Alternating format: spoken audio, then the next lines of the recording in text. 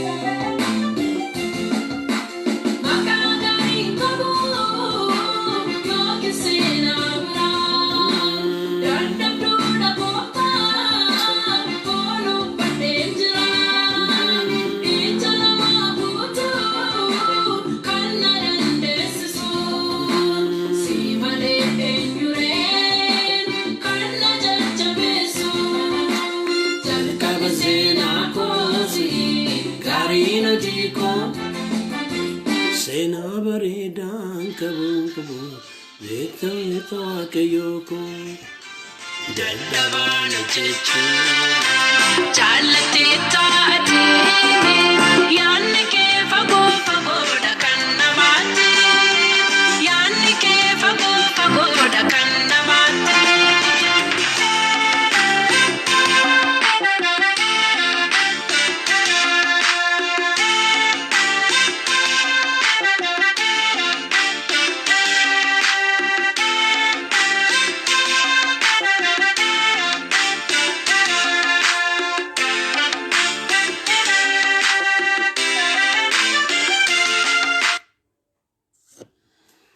Galanni Waaqayyoof haa ta'u. Obboleettii keenya Feebeniin Waaqayyoo ishee eebbisu jenna. Faarfannaa isheen Waaqayyoon waaqeffanne gidduutti nu rakkise waan ta'eef nu of kalchaa dhumarratti fiduu dandeenya.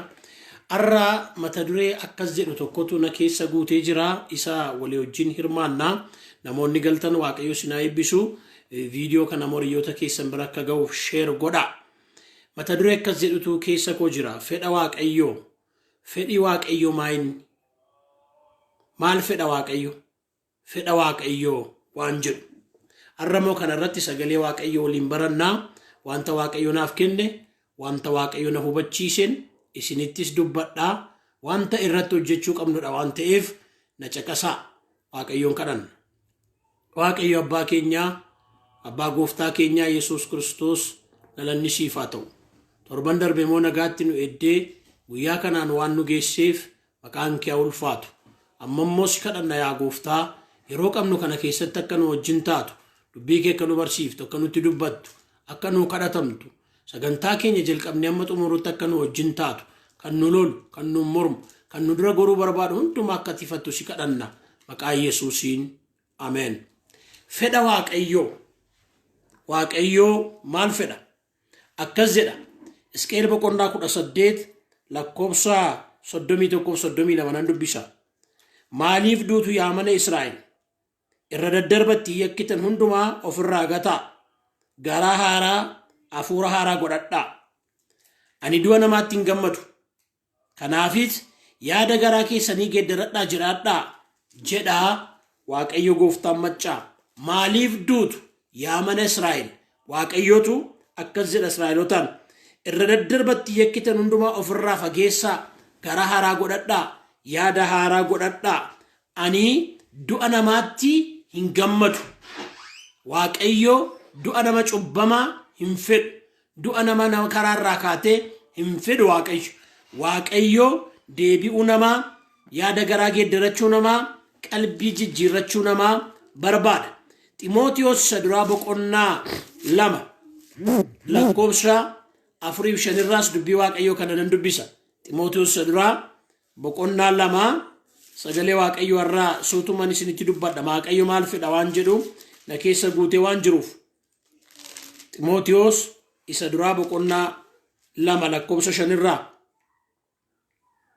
lakkoofsa 4 dhiifama Waaqayyo namni hundinuu akka fayyu dhugaa beekuu biras akka ga'u fedhaadha Waaqayyo namni hundinuu akka fayyu dhugaa beekuu biras akka ga'u fedha obboloota koo obboloottota koo fedhi Waaqayyo du'a nama cubbamaa hin fedhu Waaqayyo namni makamiyyuu akka badu hin fedhu Waaqayyo namni hundumtuu akka fayyu dhugaa beekuu bira akka ga'u barbaada Waaqayyo fedhi Waaqayyo eenyuuf iyyuu akka badu miti eenyuyyuu akka badu fedha Waaqayyo miti Waaqayyo namni kamiyyuu akka fayyu dhugaa beekuu bira akka ga'u barbaada Waaqayyo namni kamiyyuu maalirraa akka kufe beekee yaada garaasaa geeddaratee cubbuusaa beekee gara isaatti akka deebi'u fedha Waaqayyo irra deddeebi'een dubbadha kana Waaqayyo du'a nama cubbamaa hin fedhu du'a nama cubbamaa hin gammadu namni kamiyyuu yaada garaasaa geeddaratee qalbii isaa diddiirratee wanta kufeerraa deebi'ee akka jiraatu Waaqayyo hin fedha akkas jedha mul'ata Yohaannis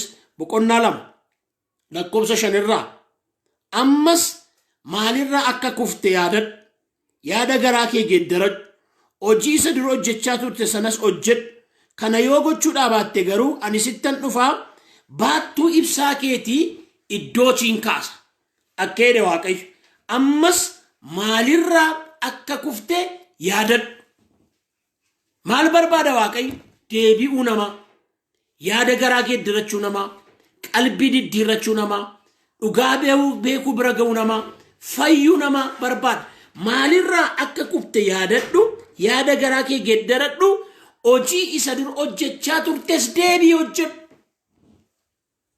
Waaqayyo iddootti si deebisuu barbaada Waaqayyo iddootti nu deebisuu barbaada yaa warra iddootti kaattanii hojii dur hojjechaa turtan dhiiftanii Waaqayyo gara iddootti si deebisuu barbaada irran deebi'a Waaqayyo deebi'uu namaa barbaada arra kan nu wajjin ilaallu gaa obbolootaa waa'ee namoota mana Waaqayyo keessaa tokkummaa qulqullootaa keessaa ba'anii badanii dubbachuu barbaada waa'ee namoota mana Waaqayyo keessaa tokkummaa qulqullootaa keessaa ba'anii badaniin sagalee Waaqayyo isinii wajjiniin hirmaachuu barbaada wangeelli maal jedha nu warri dhaabannee jiru maal gochuun nurra jira cal jenneema ilaallee dhiisuu qabnaa kufteetti kufeera karaarraa kaatteetti jenneema dogoggorteetti jenneema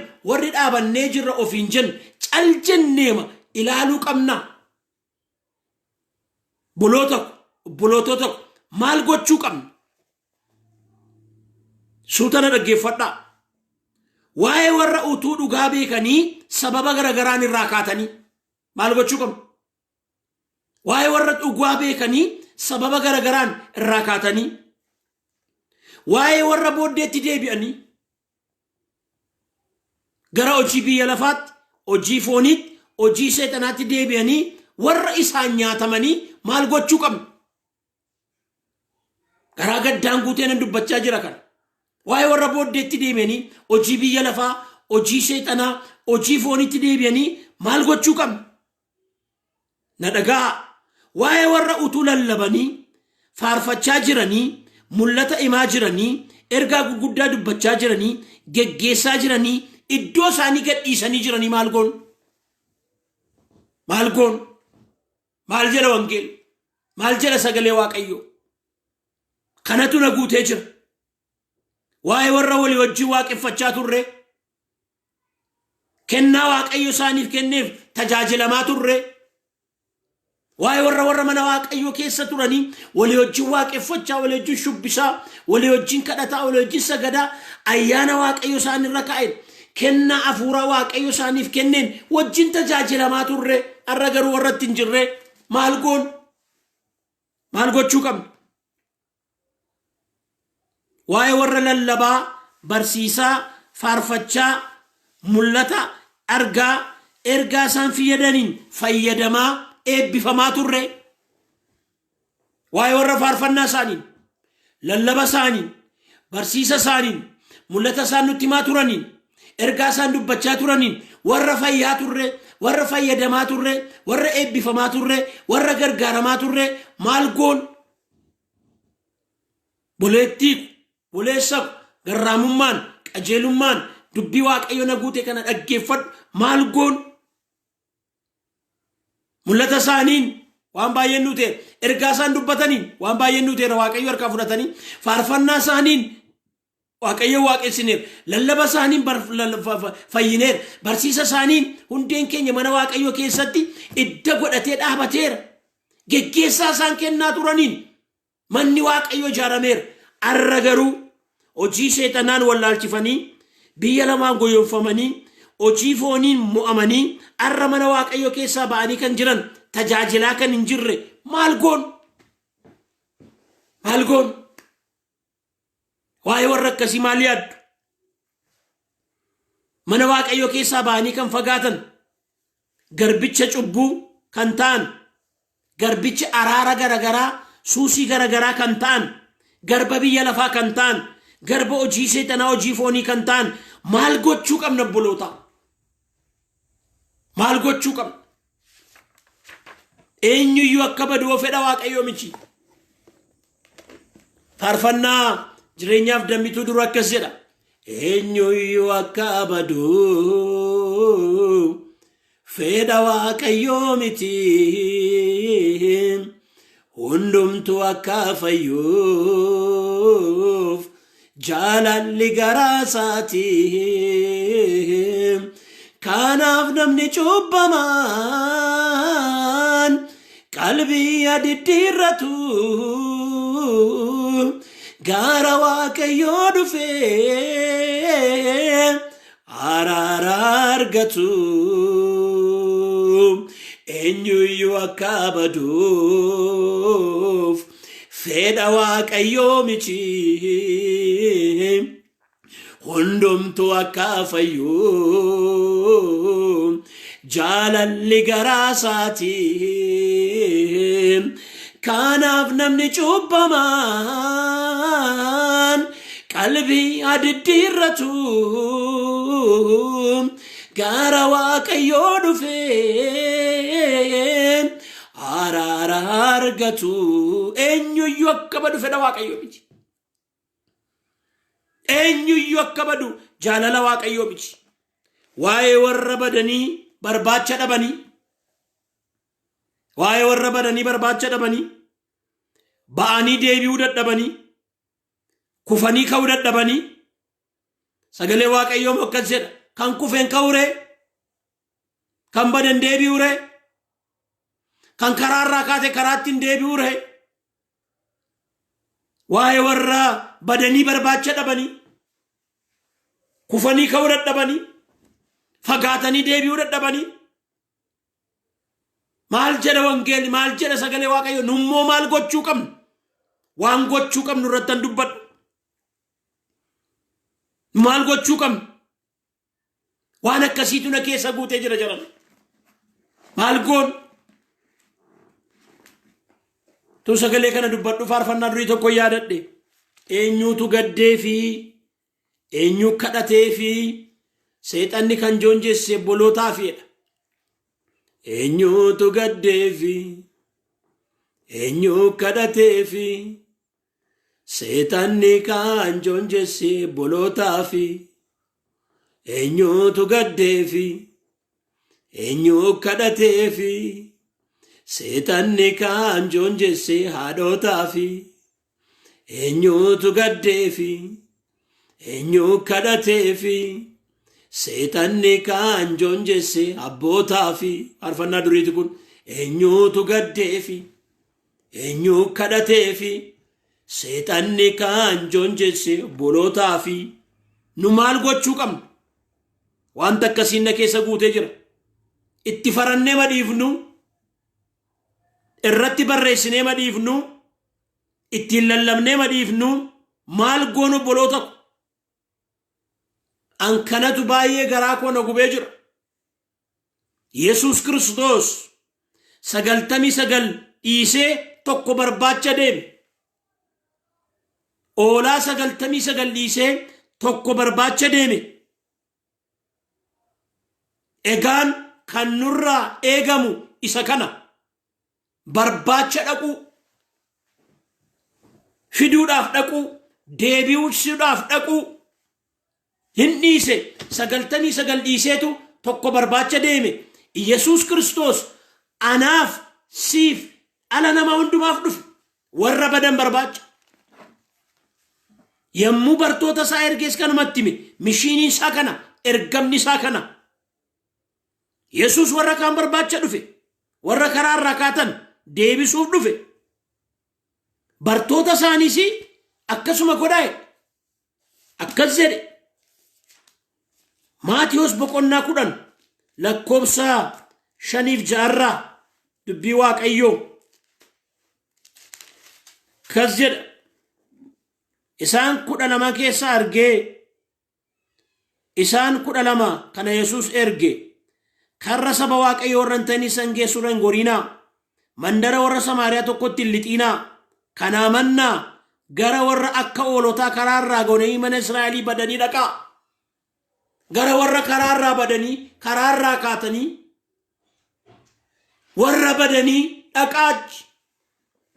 Warra 12 warra 70 yommuu erge Yesuus Kiristoos ergamni isaa kana ture. Namoota akkasiif warra gooftaa keessaa ba'aniif, warra dhugaa irraa fagaataniif namatu barbaachisa. Warra gooftaa keessaa ba'aniif, warra dhugaa irraa fagaataniif obboleettii ko, obboleessa ko namatu barbaachisa. Nama dhaqee isaan barbaadu, nama dhaqee isaan deebisu, nama barbaachisa. Kana iyyeen dubbadhu, namatu barbaachisa. Warra dhugaa irraa kaataniif, warra badaniif. Bara kana namni ba'eennaan hin deebi'u, kufeennaan hin ka'u. Namni badaa dhimma isaa dhimma ishee qabu hin jiru. Namni kufeennaan hin kufe, ba'eennaan hin ba'e, badeennaan hin bade. Namni dhimma isaa qabu hin jiru, namni dhimma ishee qabu hin jiru. Waa'ee wal deebisuu irratti, waa'ee walii ga'uu irratti, waa'ee wal qaqqabuu irratti, waa'ee gara yaada Waaqayyootti tajaajilatti ol deebisuu irratti maal goonu? Naaf kolchaa irratti dubbanna malee, ittuma madeessina malee, itti fageessina malee, Waaqayyoyyuu nan baasa, nan ari'adha jedhee dubbateera jennee dubbanna malee badaa barbaachuun irra hin jiru. Singidduutiin baasa jedheera Waaqayyo, nan ari'adha jedheera Waaqayyo, nan mul'isa jedheera Waaqayyo. Maal goon? Maaltu isinitti dhaga'ama? Maal yaaddu? Sagalee kana dubbiseen Waaqayyoon walii wajjin kadhanna waan Waaqayyoon itti dubbatu dhageenya. Waa'ee warra akkasii wangeelli akkas jedha. Sagalee Waaqayyoo sitti hima. Ergaa Yaaqoob boqonnaa 5 dhumarra dhannee dubbifannamee lakkoobsa 19-20 laa dubbii Waaqayyoo akkas jedha. Haaleluyyaa. obboloota ko obboloottota ko dhagaa dubbii waaqayyoo obboloota ko isin keessaa namni tokko dhugaarraa yoo jallate come on isin keessaa isin gidduuti namni tokko dhugaarraa yoo jallate namni biraan deebisee kan isa fidu jiraachuutu ta'a. Namni dhugaarraa yoo jallate isin keessaa isin gidduuti tokkummaa keessan tokkummaa qulqullootaa gidduu waldaa keessaa tokkummaa kwaayirii ta'uu danda'a tokkummaa kadhataa ta'uu danda'a namni deebisee isa fidu jiraachuutu taa'e. Inni nama cubbamaa karaa jarraarraa deebisu kuni lubbuu olchuusaa baay'inni cubbuus deebi'ee akka narnee gochuusaa habeeku. Wangeelaan isinitti himaa jira. Sagalee waaqayyoon isinitti dubbachaa jira. Ergaa waaqayyo naaf kennan isinitti dubbachaa jira firoota ko. Tokkoffaa akkas jedhe namni dhugaarraa yoo jallate namni dhugaarraan jallataa eeyyee foonni dadhabaadha afuurri qophaadha tolaan torba kufa garuun dagatamu. Namni dhugaarraa fagaachuu danda'a dhugaarraa kaachuu danda'a booddee deebi'uu danda'a baaqgochuu danda'a kufuu danda'a eeyyee kufaatiin jajjabeessaa jira miti cubbuun jajjabeessaa jira miti jallinan jajjabeessaa jira miti garuu macaafni qulqulluu waan jedhu dubbii waaqayyo waan jedhu hin jedha namni dhugaarraa fagaachuu danda'a eeyyee tuma faarfatu ituma lallabu ituma raaju tuma mul'ata himu tuma fayyusiin tajaajilu tuma seexana ifatu ituma wanti baay'een mana waaqayyo keessatti irraa ittiin hojjetamu ituma ittiin tajaajila isaan gargaaramnu dhugaarraa fagaachuu danda'a. Namni dhugaarraa yoo fagaate tokkoffaa lammaffaa kan biraan kan isa deebisu jiraachuutu taa'e. Deebisaa jedha. Waaqayyo duwwaatu deebisa miti. Waaqayyo duwwaatu waama miti. Nus deebisuu qabna. Nus dhannee barbaachuu qabna. Mee boloota wajjin faarfachaa turtan yaadadhaa. Boloota wajjin lallabaa turtan yaadadhaa. Boloota wajjin kadhachaa turtan yaadadhaa. Boloota mul'ata isinitti himaa turan yaadadhaa. Boloota ergaa gurguddaa isinitti dubbachaa turan yaadadhaa. Boloota isin geggeessaa turan yaadadhaa.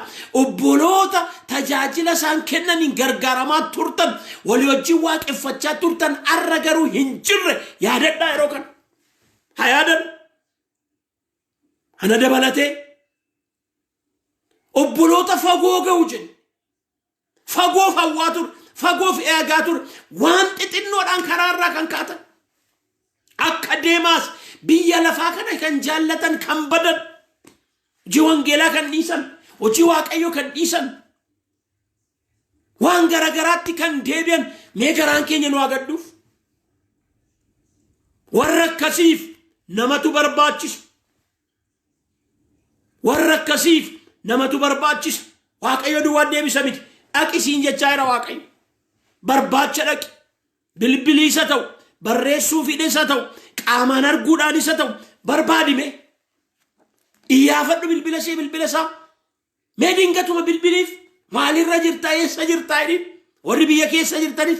Warri biyya alaa jirtanis. Namoota irraa sooramaa turtan gargaaramaa turtan fayyadamaa turtan arra garuu kan hin jirre. Mee barbaada. Mee barbaadu. Waaqayyo kana nutti dubbachaa jira. Namni nama akkasii deebisu moo jedha sadaffaa. Namni nama akkasii nama dhugaarraa kaate kana deebisu moo arfaffaa lubbuu du'a olchuusaati.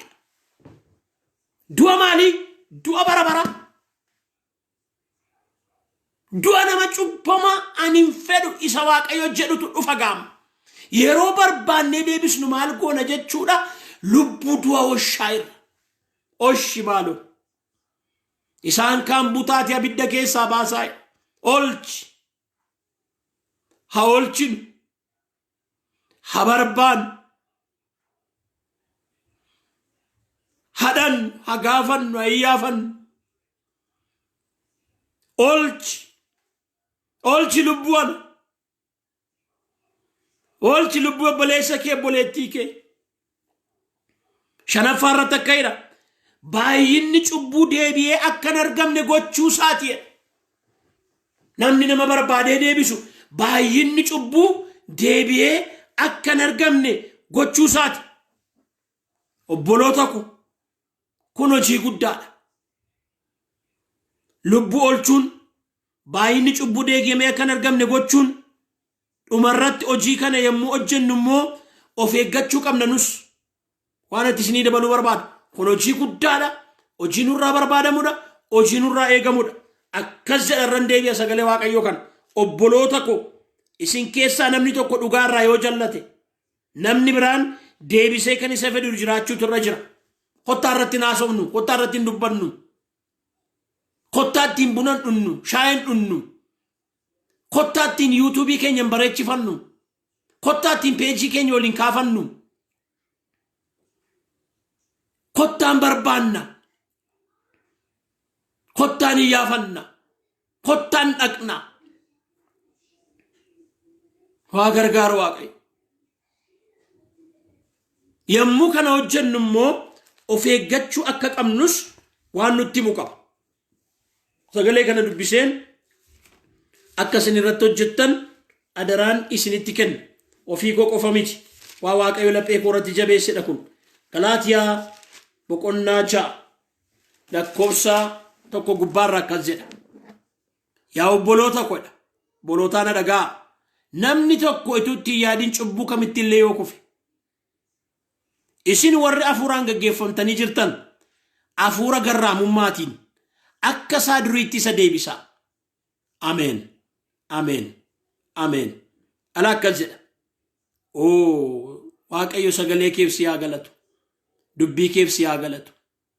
Baroota keessatti waan nuun jettu dhabdeen beektu ati. Yaa obboloota ko namni tokko ituutti yaadin cubbuu kamitti illee yoo kufe. Namni cubbuutti hin kufaa eeyyee. Cubbuu kamitti illee yoo kufe. Isin warri afuuraan gaggeeffamtanii jirtan afuura garraamummaatiin akka isaa duriitti isa deebisaa. Irratti haasa'u miti, irratti dubbachuu miti, maqaa balleessuu miti. Kun kufe irratti haasa'u maal godhama? Kufeoo, karaarraa kaateoo, badeoo, godheoo waan godhe.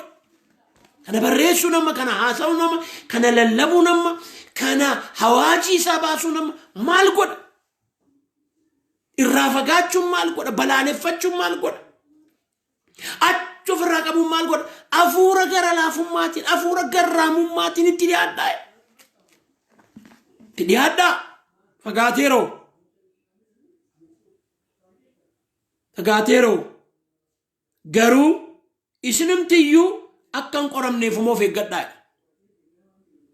Kun immoo of eeggachiisa. Kun immoo diniina. Maastaan qaqeasa jenna.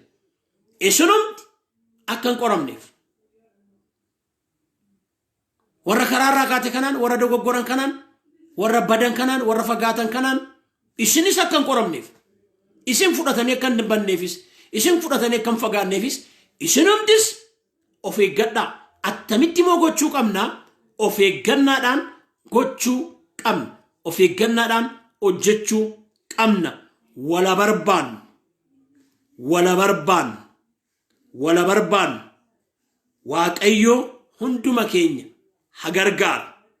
Fedha Waaqayyoo. Namni hundinuu akka fayyu dhugaa beekuu bira akka ga'u barbaada.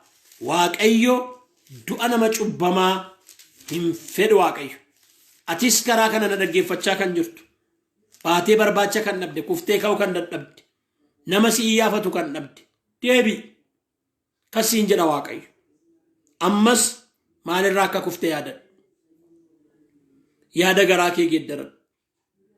Hojii isa dura hojjechaa turtes hojjedhu. Maalirraa akka kuftee yaadadhu. Yaada garaa kee geeddaradhu. Deebi'i lallaba keetti. Deebi'i faarfannaa keetti. Deebi'i kadhannaa keetti. Deebi'i hojii mana Waaqayyoo hojjechuu keetti. Deebi'i Waaqayyo sii deebi'a.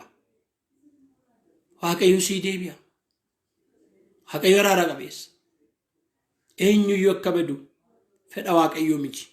Obboloota koo haa barbaannu, haa barbaannu, haa barbaannu. Adaraan isin kadhadhaa. Mee yoo dandeessan ammuma yeroo kanaa nama gara sammuu keessaniitti dhufe gara qalbii keessaniitti gara laphee keessaniitti dhufee mee bilbilaafi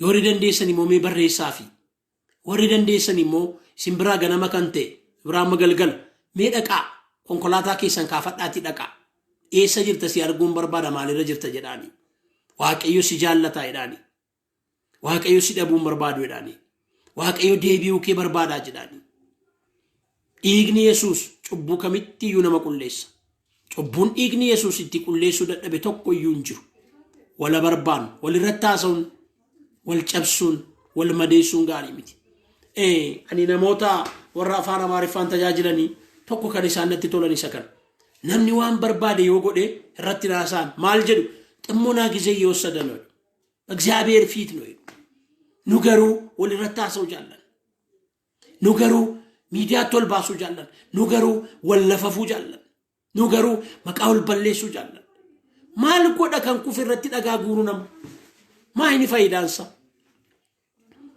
maal fayyadama kun isa fagaate fageessuudha malee kun maal godha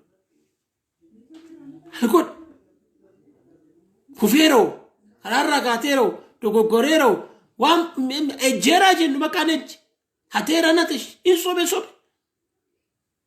yoo gemmacha ishi ta'e kan kufeen ka'u kan badeen galu kan dadhabeen jabaatu araara waaqayyo dhume guyyaa araaraa dhume kutalaalcha keenya sirreeffannaa nu yaada keenya qajeelfannaa habarbaan haadhoo korra deebiinsiin jedha waa waaqayyo afaan korra kaay laphee korra kaay sitti maa jira mee nama wajjin faarfachaa turte nama wajjin kadhachaa turte nama mul'ata sitti raajii sitti raajaa ture karaa isaa fayyisii guddaan siif ta'e kanaan dura arra garuu gooftaatti kan hin jirre dhugaarraa kaatee kan jiru yoo dandeesse nama tokko lamaaf bilbili qaamaan dhaqi argi achis yaa nama akkasii iddoo keetti deebi yaa waaqayyo yaa waaqayyo yaa waaqayyo ati daanoo cubbamaan feetu nami cubbamaan isa hamaa karaa isaatti isa hamaa yaada isaatti isa hamaa hojii isaatti akka inni deebi'u barbaadda maqaa Yesuus Kiristoosiin deebisi obboleettii kana deebisi obboleessa kana badanii barbaacha kan dhaban kufanii ka'uu kan dadhaban yaa waaqayyo gooftaa biyyi lafaa kan isaan nyaate seexanni kan isaan nyaate hojiin foonii kan isaan nyaate lubi barbaachuu kan dide raajiin barbaachuu kan dide abbaan mul'ataa barbaachuu kan dide geggeessitoonni waldaa barbaachuu kan didan yaa waaqayyo barbaadii deebisi yaa waaqayyo barbaadii deebisi nuu dhiifneerra nuu irraanfanneerra nuu daganneerra nuu ejjennee bira dabarreerra yaa waaqayyo deebisi yaa waaqayyo deebisi kaasi gooftaa kaasi yaa waaqayyo seexanni kan isaan booje biyyi lafaa kan fudhatee bade dadhabbii foon isaanii irraan kan kee dhugaarraa kan kaatan kaasi yaa waaqayyo elaa amma sammuu koo keessa nama baay'ee jira gooftaa laphee koo keessa maqaa isaanii kanan hin dhoofne ergaan isaanii lafa kan hin buune ergaa isaan dubbachaa turan lafa kan hin buune arra garuu kan hin jirre hamala garagaraan suusii garagaraan araada garagaraan qabamanii kan fagaatan waaqayyo deebisi waaqayyo deebisi waaqayyo dhiisiif waaqayyo kaasi ti mul'adhu abbaaku ti mul'adhu itti mul'adhu gooftaa maaloo deebisi haraara godhiif anaanis na gargaari boleettii koos gargaari obboleessa koos gargaari hojii qulqullaa kan akka hojjennuuf hojii nurraa barbaaddu kan akka hojjennuuf yaa waaqayyo warra wajjin kaane warra wajjin waaqeffachaa turre warra wajjin lallabaa barsiisaa tajaajilaa faarfachaa ergaa isaan dubbatanii waan baay'een kan nuuf ta'e mul'ata isaan nutti himanii waan baay'een kan nuuf ta'e akka dhaqnuuf akka bira geenyuuf akka qaqqabnuuf akka iyyaafannuuf yaa waaqayyo ayyaana kee nuu baay'isi harramoo kana nutti dubbachuu jaallattee galanni siif haa ta'u yeroo hundumaa karaa peejii kanaa karaa yuutuubii kanaa karaa FB kanaa ati nutti dubbadhu sagalee nun dhowwatiin gooftaa dubbii kee nun dhowwatiin yaa waaqayyo kadhata addaa kan barbaadaniif immoo sin kadhaa maqaa gooftaa maqaa Yesuus Kiristoosiin wanta garaan isaanii barbaade isaaniif godhi wanta garaan isaanii fedhe isaaniif godhi yaa waaqayyo gooftaa karaatti nafiin diinni isaan lolee iddoo isaan hin gadhiisisin. Yaa gooftaa bara keenya kanatti mootiin wajjin ta'e biyya keenyaaf nagaa laadhu, saba kanaaf nagaa laadhu, addunyaa hundumaaf nagaa laadhu. Sagalee kee kanaaf iddoo akkatti laan akka hojiirra oolchinuuf nu gargaari. Anas obboloototas gargaari. Yeroo hundumaa nu wajjin ta'e maqaa gooftaa maqaa Yesuusiin. Ameen. Waaqayyo isin haa eebbisu. Ayyaana isaa isiniif haa baay'isu. Hamma dhumaatti jabeessee isin haa dhaabu. Hunduma keenya haa dhaabu. Amma guyyaan irraa waa'ee keenya miti, waa'ee warra karaarraa kaatanii, warra badanii, warra kufanii, warra amala garagaraan suusii garagaraan waa keessa garagaraa keessa galanii Waaqayyo akkati barbaadu akkam barbaadu akka nuun barbaadnu barbaadeera. Sagalee Waaqayyo kanaaf abboomamaa nama tokko nama lama argadhaa. Waaqayyo isin haa eebbisu. Torbee wal arginaa. Torban gaarii. Waaqayyo gooftaan maccaa isin wajjin haa ta'u. Anaaf mana koofis kadhadhaa. Ulfaadhaa. Namoonni barreessitanii na eebbiftan ulfaadhaa. Eebbifamaa. Yeroo hundumaa isin tajaajiluuf qophaa'aadhaa. Isinis tajaajilamuudhaaf dhiyaadhaa. Viidiyoo kun immoo hiriyoota keessan bira akka ga'uuf sheer godhaa. Warra isin darbe immoo peejii kana keessaas yuutuubii keenya irra isin keenya argachuu dandeessu. Ulfaadhaa. Torban gaarii isiniif haa ta'u.